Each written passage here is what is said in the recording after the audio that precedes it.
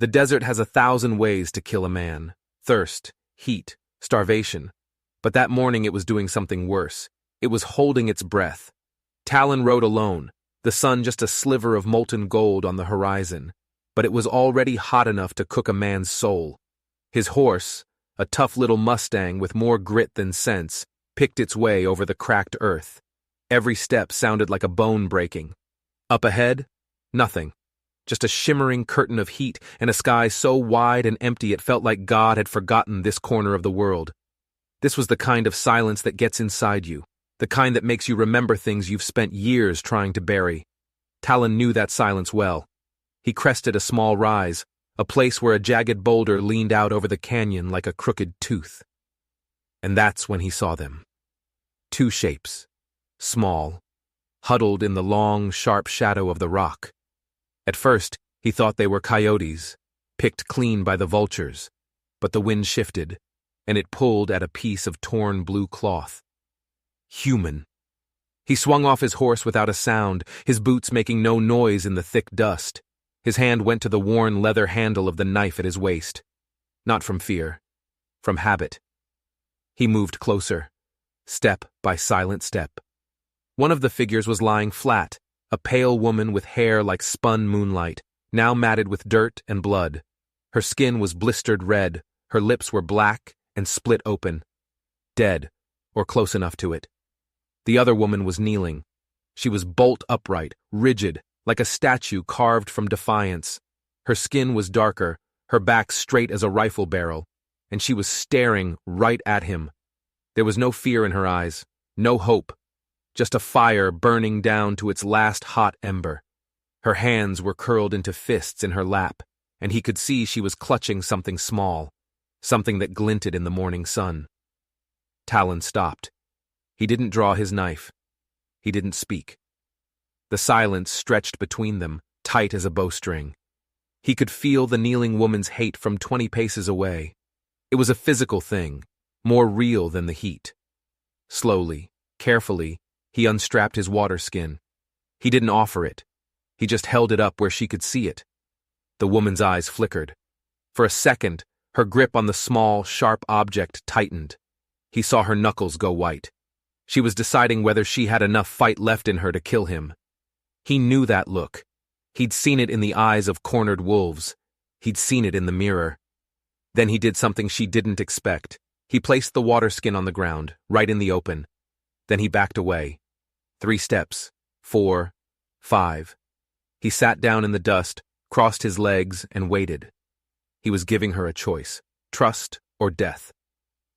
The woman didn't move for a long time. She just watched him, her gaze raking over him, searching for the trap. But there was no trap. There was only the water, and the silence, and the sun getting higher in the sky. Finally, as if her bones were screaming in protest, she crawled forward. She didn't scurry like an animal. She moved with a broken, terrible dignity. She reached the water skin. She didn't guzzle it. She took one small, measured sip. Then she crawled to her companion, the pale woman on the ground. She lifted the woman's head with a gentleness that seemed impossible and poured a few precious drops between her cracked lips. The pale woman coughed, a dry, ragged sound. Her eyes fluttered open. They were blue, the color of a faded sky, and they were filled with terror when she saw Talon. But then she saw the woman beside her, and the terror subsided into a desperate, clinging trust. They didn't speak, not a single word, and that, more than anything else, told Talon everything he needed to know. Their story was too big for words. He stood up and walked back towards them. The kneeling woman tensed, her hand moving back to the sharp object she was hiding. But Talon didn't stop. He walked right up to them, unbuckled the knife from his belt, and laid it on the ground. A peace offering. Then he turned his back on them completely and walked away. He went to his horse, pulled a canvas tarp from his pack, and began stringing it between the boulder and a twisted, half-dead tree. He worked slowly, his movements calm and deliberate. He was building them a shelter, a tiny patch of shade in a world of burning light. The 2 women watched him. After a long time, they crawled under the shade he had made.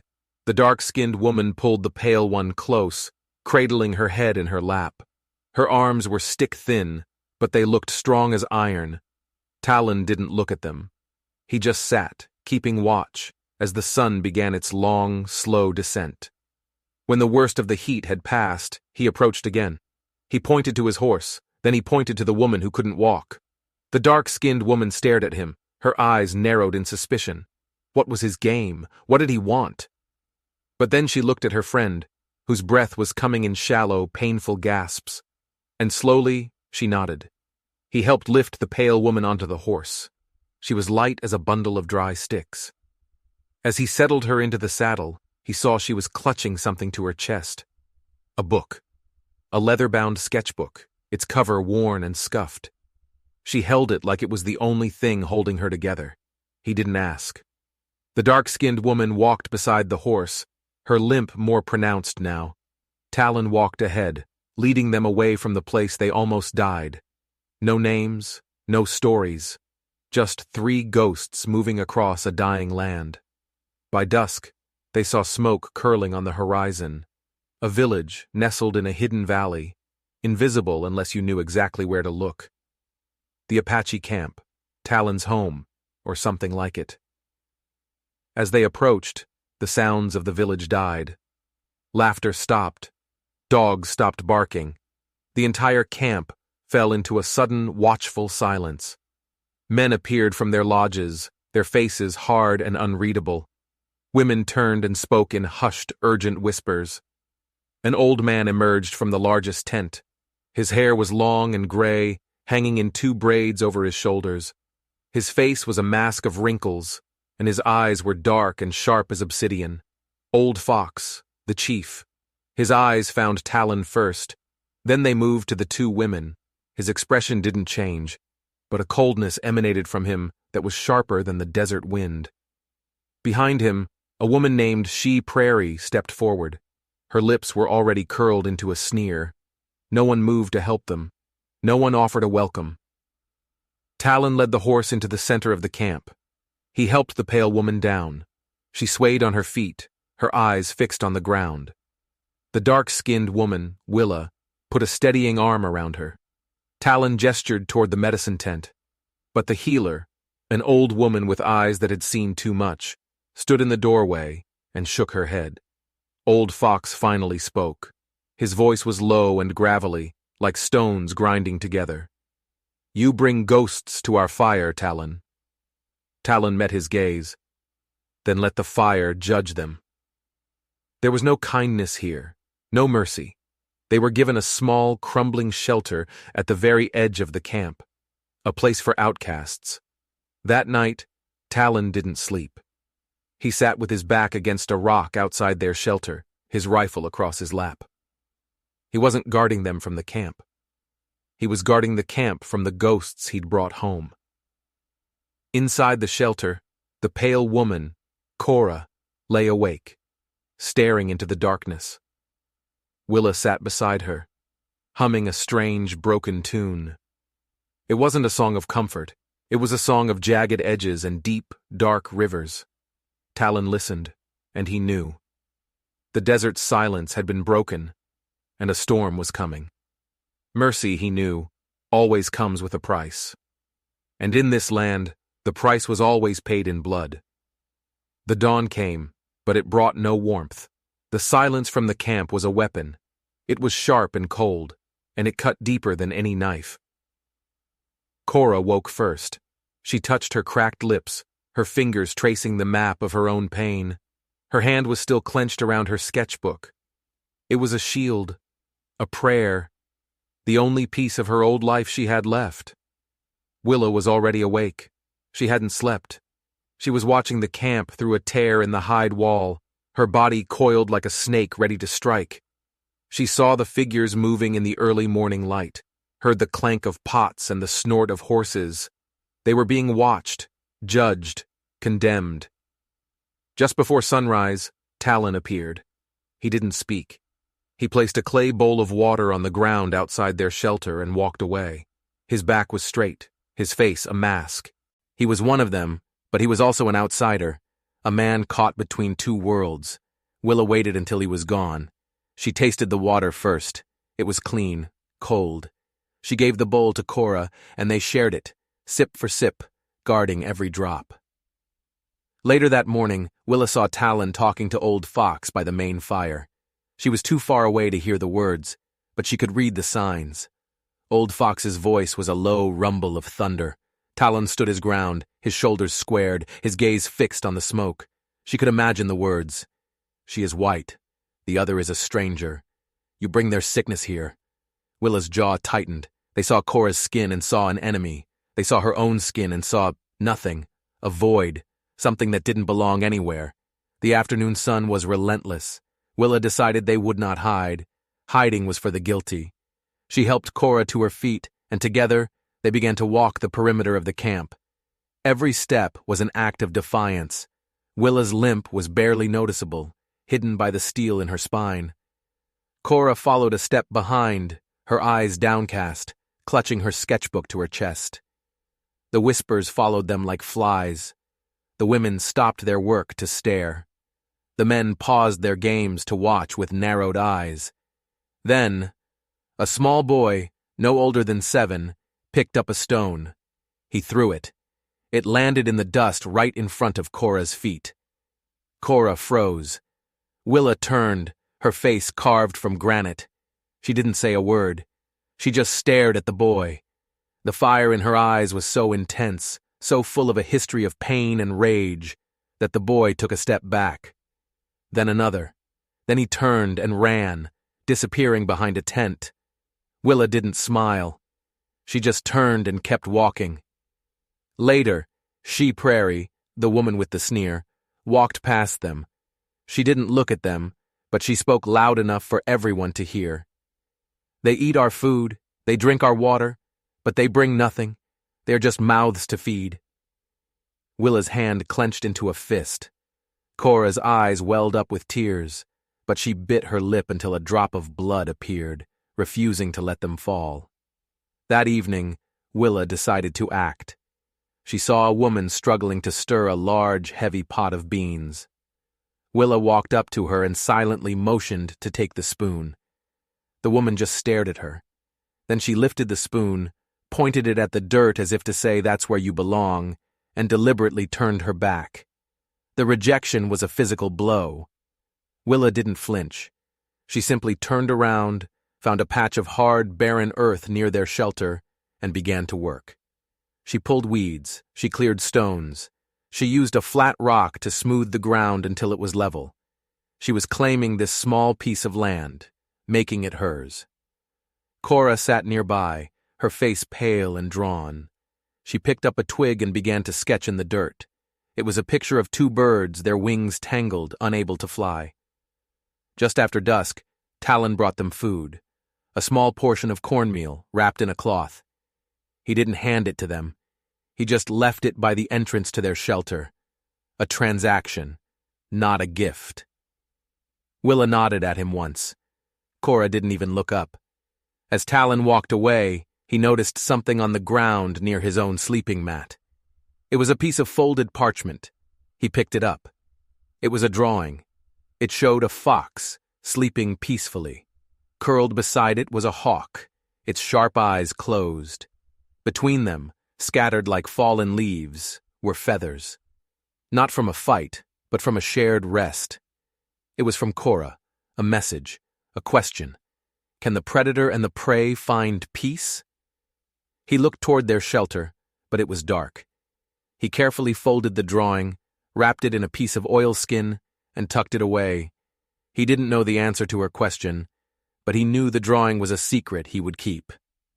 The next day, Cora tried again. She went to the goat pen where several women were working. She knelt in the dirt and began to untangle a goat's tether. Her hands were soft, uncalloused.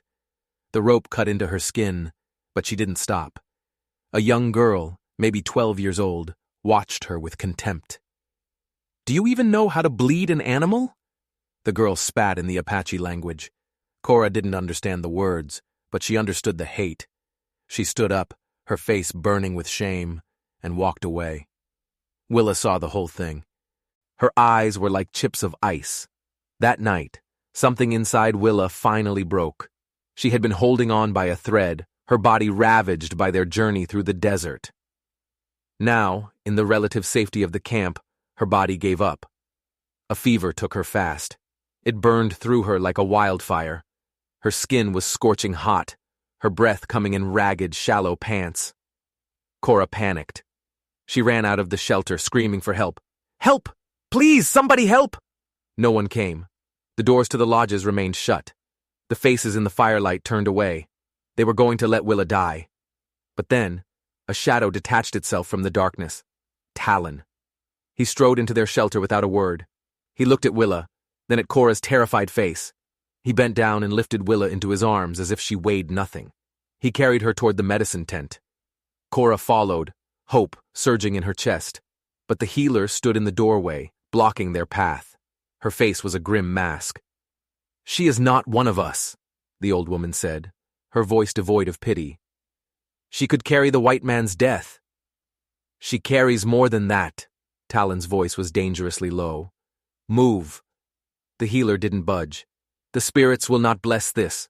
Her sickness will poison our water." Talon's eyes blazed. "Then she will be healed in the river." He turned and carried Willa toward the sound of the water, Cora scrambling behind him. He didn't stop until he was standing knee-deep in the cold, rushing current. He gently lowered Willa into the water, supporting her head. Cora, her hands shaking, used a strip of cloth to bathe Willa's face, to cool her burning skin. The three of them were alone, surrounded by the vast, indifferent darkness of the night. The camp was a ring of firefly lights in the distance, a circle of warmth they were not welcome in. Willa began to shiver violently, her breath hitched. "Don't you leave me," Cora whispered, her voice breaking. She pressed her forehead to Willa's chest, her tears falling onto her friend's face. "Don't you dare leave me. Not now." Talon watched them, his face unreadable in the moonlight. He had seen so much death, so much suffering. He had walled off his heart with stone and silence. But as he watched this pale, broken girl fight for her friend, a crack appeared in that wall. He reached out and placed a hand on Cora's back, a gesture of solidarity, of shared defiance. He didn't speak. He didn't have to. The river swirled around them, washing away the fever, the hate, the fear. And under the cold, silent watch of the stars, something shifted. They were no longer just three outcasts. They were a fortress, a tiny island of courage in a sea of contempt. And Talon knew, with a certainty that chilled him to the bone, that this was only the beginning. The real storm hadn't even hit yet, and it was coming for all of them. Willa's fever broke with the dawn. She survived, but survival was not victory. It was just a delay of the inevitable. The days that followed were a quiet war, a war fought with silence and sideways glances. Willa, though still weak, refused to show it. She rose each morning, her movements stiff but deliberate, and began her work. She gathered firewood. She repaired a broken fence near the goat pen, using nothing but her bare hands and strips of leather. No one thanked her, no one helped her, but they watched. Cora retreated into herself. She spent hours sitting at the edge of the camp, her sketchbook open on her lap. But she wasn't drawing the camp anymore. She was drawing from memory, or from something deeper. She drew a burning house, a woman with dark hair screaming, a man with a cruel smile and a silver star on his chest. Nightmares. She was drawing her nightmares. One afternoon, Talon was cleaning his rifle when a young boy approached him. It was the same boy who had thrown the stone at Cora. He looked nervous. "The white woman," the boy said, not looking Talon in the eye. "She walks too far. She went to the sandstone ridge, alone." Talon's hand froze. The sandstone ridge was treacherous, a place of steep cliffs and hidden ravines, a place where a person could disappear and never be found. He didn't say anything. He just stood up, grabbed his bow, and started walking. He found her just as the sun began to bleed across the sky. She was sitting on the edge of a cliff, her feet dangling over a 1,000-foot drop. The wind was whipping her hair across her face. Her sketchbook was open. She had drawn the canyon below, the village a tiny, insignificant smudge in the distance. And at the very bottom of the page, so small she was almost invisible, she had drawn herself. When she heard him approach, she didn't startle. "I thought if I drew myself smaller," she said, her voice barely a whisper against the wind, "they might stop seeing me." Talon sat down beside her. He didn't tell her it was foolish to be out here alone. He didn't tell her to be careful. He just sat, sharing the silence. "They see our skin," she said after a long time. "Yours, mine, Willa's. It's the first thing they see. The only thing." Talon nodded. "They also see what we carry." Her laugh was a bitter, broken sound. "And what do they think I carry? Sickness? Bad luck?" "Storms," he said quietly. "Or sorrow." She turned to look at him, her blue eyes searching his face. "They're not wrong." She told him then, not everything, just fragments, a life of wealth and privilege that was a gilded cage, a father whose love was a fist, a desperate flight into the unknown with Willa, her mother's former handmaiden, the only person she had ever trusted. "Willa said if we walked far enough, the earth might forget our names," Cora whispered, hugging her knees to her chest. "But it didn't. It remembered. It punished. It's remembering something else now," Talon said, his voice low. "What?" He looked at her, his dark eyes intense. "You. Alive." The words hung in the air between them, more powerful than the wind. She wasn't just a ghost. She was a survivor. They walked back to the camp under a blanket of stars. This time, she didn't look at the ground. She looked at him. When they reached the edge of the village, they saw something that made them both stop. A small fire was burning outside their shelter. Willa was sitting beside it, stirring a small pot. And sitting with her, sharing the warmth, were two other figures. An old woman, the one who carved beads, and the young girl who had insulted Cora at the goat pen. No one was speaking, but the old woman was showing the girl how to smooth a piece of wood with a stone, and Willa was watching them, a faint, weary smile on her face. It was a start, a crack in the ice. Later that night, as the main camp slept, Cora found Talon by the river.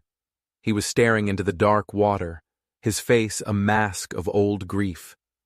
She sat beside him, her sketchbook in her lap. She opened it to a page she had drawn that afternoon. It was a portrait of him. But he wasn't alone. In his arms, he was holding a small child, a little girl with dark hair in his eyes. Her face was blurry, indistinct, like a memory worn smooth by time. Talon stared at the drawing for a long, long time. His jaw was tight, his throat working. "Her name was Little Bird," he said, his voice thick with unshed tears. "She liked the color blue." "I'm sorry," Cora whispered. "I didn't know. I saw her." He looked at her then, and for the first time she saw past the warrior, past the outcast. She saw the man, a man broken by a grief so profound it had hollowed him out. "There is no blue in this land," he said softly. "The flowers are all red and yellow." "I can still try to find some," she said, her voice fierce. Suddenly, a new sound cut through the night. Singing. It was Willa. Her voice was stronger now, low and rich and full of a power that made the hair on Talon's arms stand up. It was a hymn from the deep south, a song of suffering and survival, of chains and freedom. Figures began to appear at the edge of the firelight. One by one, members of the camp were drawn by the sound. She Prairie was there, her arms crossed, her face a mixture of suspicion and grudging respect. Old Fox stood in the shadows, leaning on his staff. They didn't join in. They didn't speak. They just listened.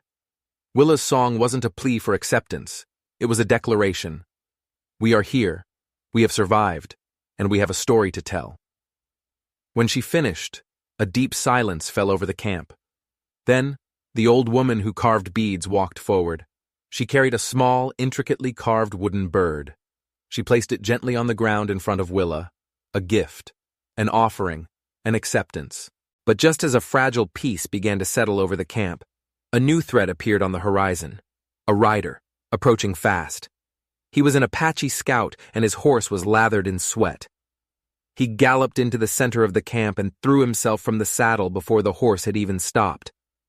"They are coming," he gasped, his eyes wide with fear. 3 white men. They have a paper from the Great Father in Washington, a paper that says this land is theirs.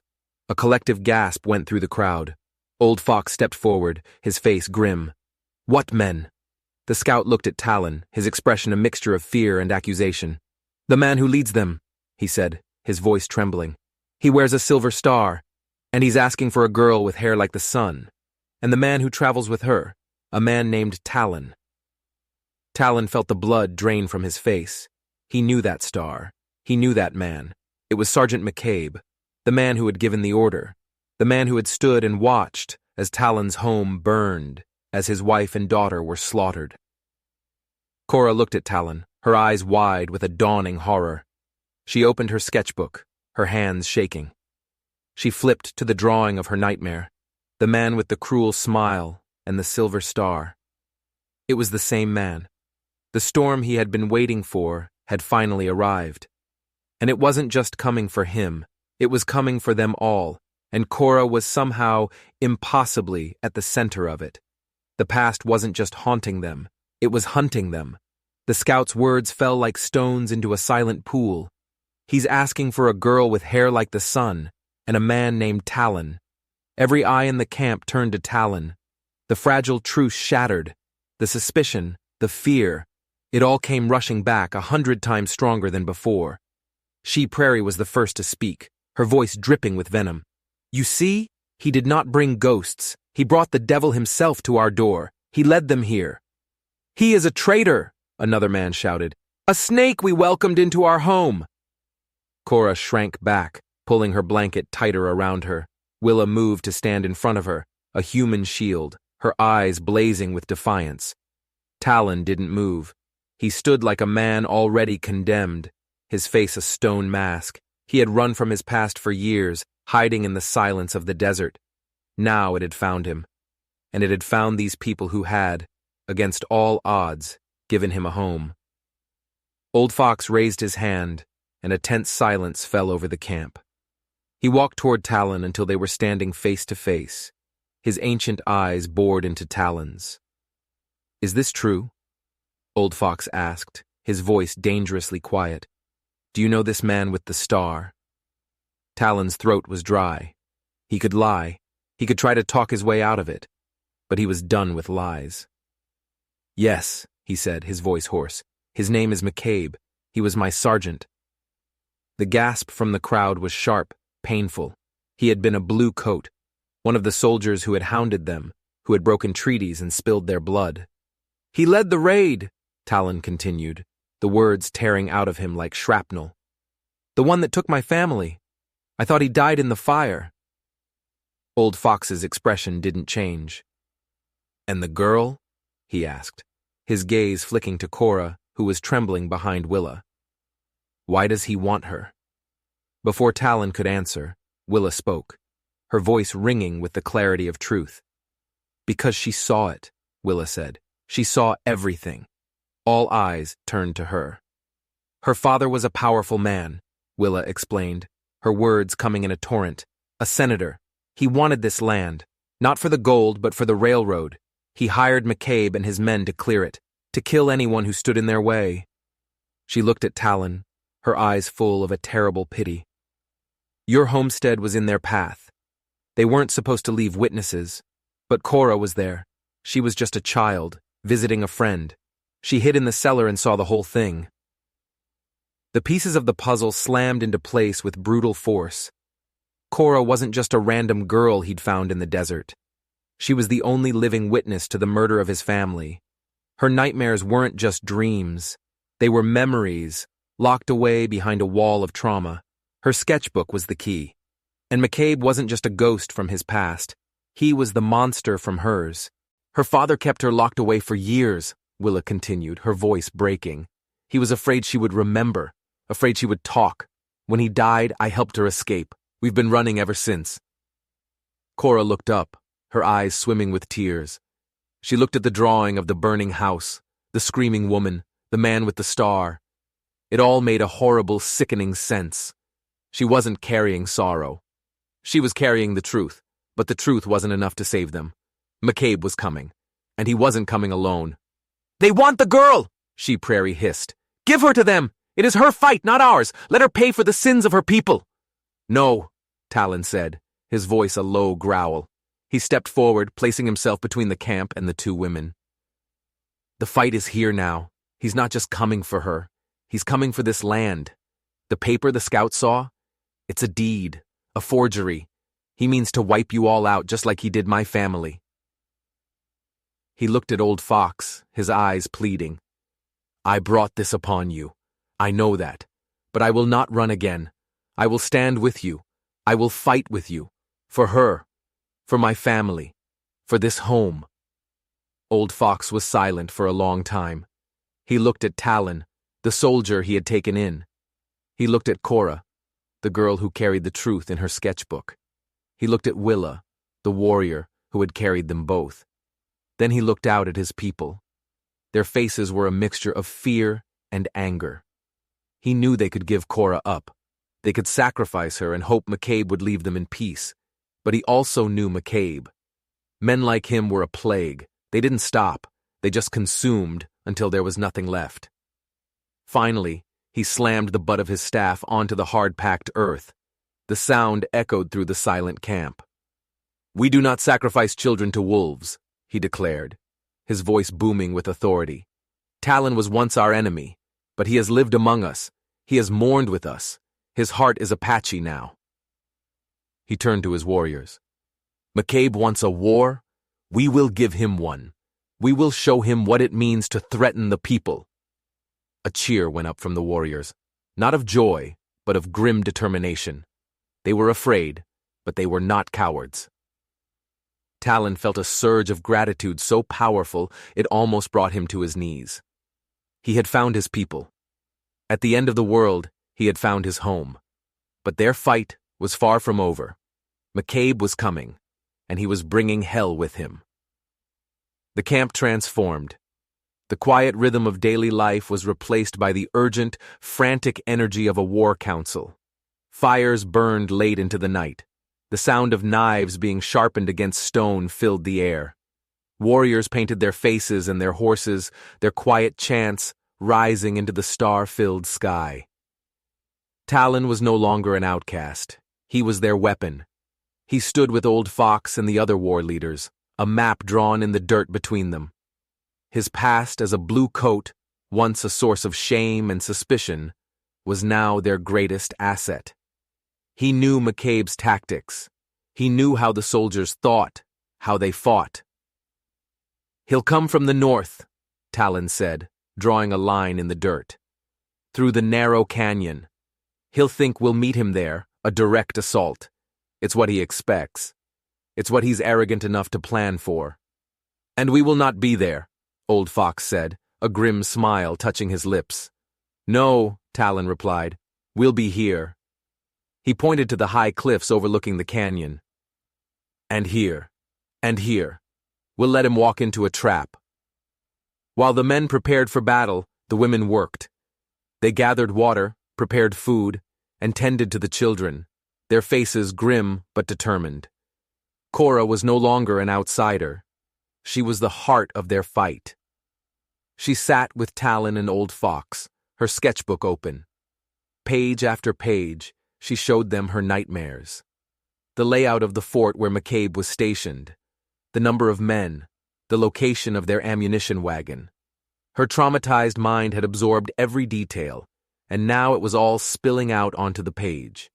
She was their scout, their spy, their secret weapon. Willa was a whirlwind of motion. She wasn't preparing for a siege, she was preparing for a hunt. She moved among the warriors, her eyes sharp, her voice low and steady. She showed them how to set snares, how to move without a sound, how to use the shadows as a cloak. She was teaching them the art of survival she had learned in the swamps and back alleys of a world they had never seen. She was no longer a refugee. She was a general. The night before the battle, a strange quiet fell over the camp. The preparations were done. All that was left was to wait. Talon found Cora standing at the edge of the village, looking out at the dark, silent desert. "Are you afraid?" he asked softly. She nodded. "But not for me, for them. This is my fault." "No," he said, standing beside her. "This isn't your fault. This is his. You didn't start this fire, Cora, but you are going to help us put it out." He reached out and took her hand. Her fingers were cold, but she didn't pull away. "I found something for you," she said, her voice barely a whisper. She opened her other hand. In her palm lay a single, tiny, perfect blue flower, a desert bluebell. She must have walked for miles to find it. "For little bird," she said. Talon's throat closed. He couldn't speak. He just squeezed her hand, a silent thank you. In that moment, under the watchful eyes of the ancestors, they were no longer a broken soldier and a frightened girl. They were two survivors, two halves of a whole, ready to face the dawn. And the dawn came, red and angry. The scouts signaled from the ridges. McCabe was coming. Talon stood on the cliff edge, looking down into the canyon. He could see them now, a long line of blue coats, their rifles gleaming in the morning sun. At their head, riding a big black horse, was Sergeant McCabe, his silver star glinting. He looked exactly the same cruel smile, the same dead eyes. A cold, pure rage filled Talon. This was it, the moment he had dreamed of for years, the chance to avenge his family. But as he looked at the Apache warriors hidden in the rocks around him, at Cora and Willa standing steadfast below, he knew this was about more than just revenge. This was about justice. This was about home. "Now," he whispered into the wind. And the desert answered with a storm of arrows. The canyon erupted into chaos. Arrows rained down from the cliffs, silent and deadly. Horses screamed and reared. Soldiers, caught completely by surprise, fell from their saddles, their cries of shock and pain echoing off the rock walls. McCabe roared in fury, his face turning purple with rage. "Up there! Fire, you fools! Fire!" But they were firing at shadows. The Apache warriors were invisible, moving like ghosts among the rocks. They would fire a volley of arrows, then melt away, only to reappear in a different spot. Talon moved along the cliff edge, his bow in his hand, his movements fluid and precise.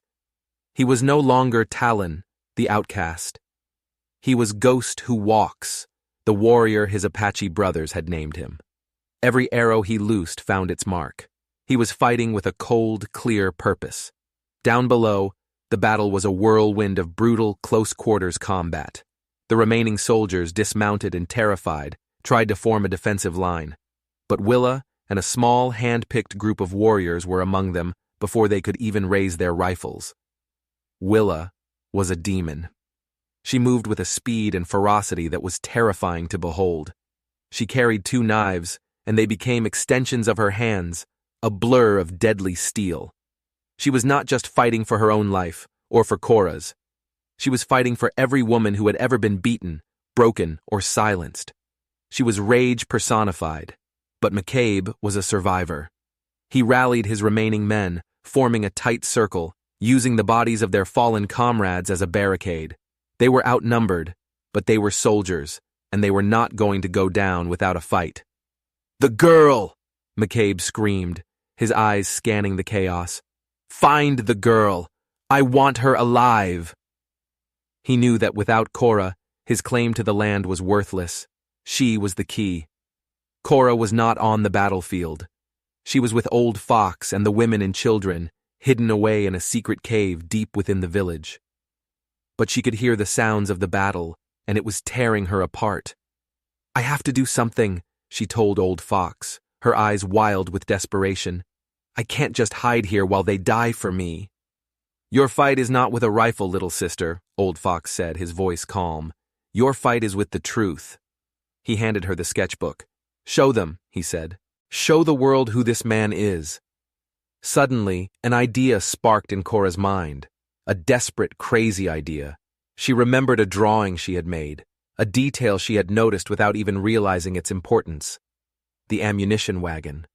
She had drawn its location. It was at the rear of the column, lightly guarded.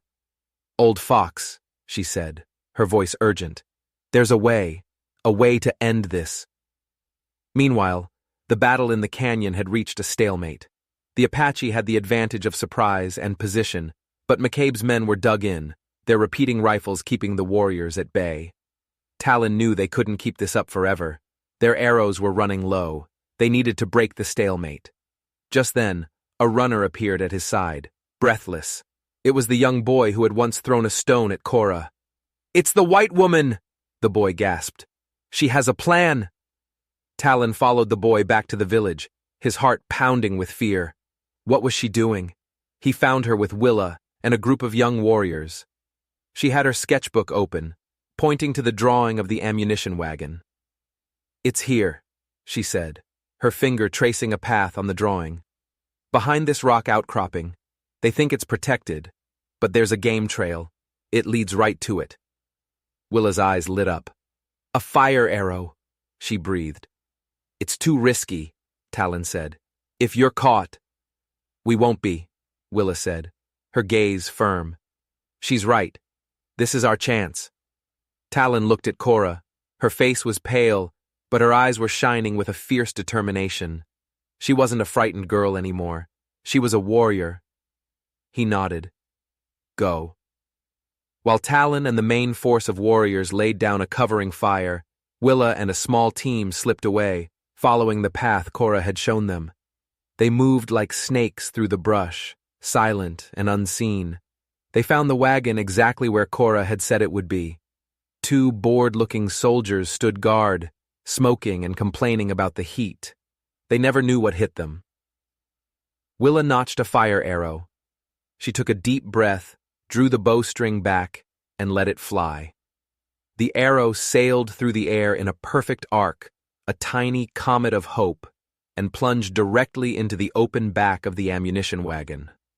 For a moment, nothing happened. Then, the world exploded. The wagon went up in a massive fireball, sending shrapnel and splinters of wood flying in every direction. The sound was deafening, a roar that shook the very foundations of the canyon. The soldiers in the barricade stared in horror as their supply of ammunition went up in smoke. Their morale shattered. The fight was over. They threw down their weapons and surrendered. All except one. In the confusion, McCabe had managed to get to his horse. He spurred it forward, galloping recklessly through the canyon, trying to escape. But Talon was waiting for him. He stepped out from behind a boulder, his rifle in his hand. He and McCabe stared at each other across the 20 yards of blood-soaked ground that separated them. "Talon!" McCabe sneered, his face a mask of hate. "I should have killed you myself all those years ago." "You tried," Talon said, his voice cold as ice. "You killed my wife. You killed my daughter." "They were in the way," McCabe spat. "Just like these savages. This land is mine." "This land belongs to the people," Talon said, "and you belong in the ground." He didn't raise his rifle. He lowered it. He drew the knife from his belt, the same knife he had offered to Cora and Willa as a sign of peace. Now it would be an instrument of justice. "One last time, Sergeant," Talon said, his voice a low growl. "Just you and me." McCabe's eyes gleamed. He drew his own saber, a vicious curved blade. He spurred his horse forward, charging at Talon, the saber held high, ready to cleave him in two. Talon didn't move. He waited. He watched. He breathed. At the last possible second, he sidestepped. The horse thundered past him. As it did, Talon lunged forward, grabbing McCabe's belt and hauling him out of the saddle. They hit the ground hard, a tangle of limbs and fury. The saber went flying. They rolled in the dust, punching, kicking, gouging. This wasn't a soldier's fight. It was a brawl. Primal. Brutal. McCabe was bigger, stronger, but Talon was faster, and he was fueled by a righteous rage that had been simmering for years. He got his knife hand free and plunged the blade deep into McCabe's side. McCabe screamed, a high, thin sound of agony and surprise. He stared at Talon, his eyes wide with disbelief. "For Little Bird," Talon whispered, and he twisted the knife. And then, it was over. The silence that fell over the canyon was absolute. Talon stood up, his body battered and bruised, his breath coming in ragged gasps. He looked down at the man who had haunted his life for so long, and he felt nothing. No satisfaction, no joy, just a vast, empty peace. The past was finally buried. He walked back to the village where the people were waiting. Cora and Willa ran to him. Cora threw her arms around him, burying her face in his chest. Willa just placed a hand on his shoulder, her eyes saying everything that words could not. The surviving soldiers were rounded up. Their forged deed was burned in the celebration fire that night. The story of their defeat would be sent back to the forts, a warning to any who would try to steal this land again. Weeks later, life in the village had found a new rhythm. Willa was teaching the young girls how to track and hunt, her laughter echoing through the trees. Talon was rebuilding his homestead, but this time, he was not alone. The men of the village worked alongside him, their shared sweat and labor building more than just a house. They were building a future. And Cora was painting. She didn't use her sketchbook anymore. She painted on the walls of the new lodge, her brushstrokes bold and confident. She painted the story of their struggle, their survival, their victory. She painted the Apache warriors, their faces proud and strong. She painted Willa, a fierce protector. She painted Talon, a man who had found his way home. And in the center of it all, she painted a small, perfect desert bluebell, a symbol of hope blooming in the harshest of lands. One evening, Talon stood beside her, watching her work. "You're not fading anymore," he said softly. She turned and smiled at him, a real smile, full of light and warmth. "I know," she said. He reached out and took her hand. It fit perfectly in his. They had all been brought to this place by violence and sorrow. A broken soldier, a haunted artist, and a warrior with a past forged in fire. They were outcasts, ghosts, survivors. But together, they had found more than just survival. They had found a home. They had found a family. They had found love. The desert had tried to kill them, but it had failed. Because some storms don't come to destroy. They come to clear the path. And from the ashes of their past, something new and beautiful had finally begun to grow. If you enjoyed this story, and you believe that hope can bloom even in the darkest of places, don't forget to subscribe, because there are always more stories out there, waiting in the silence, ready to be told.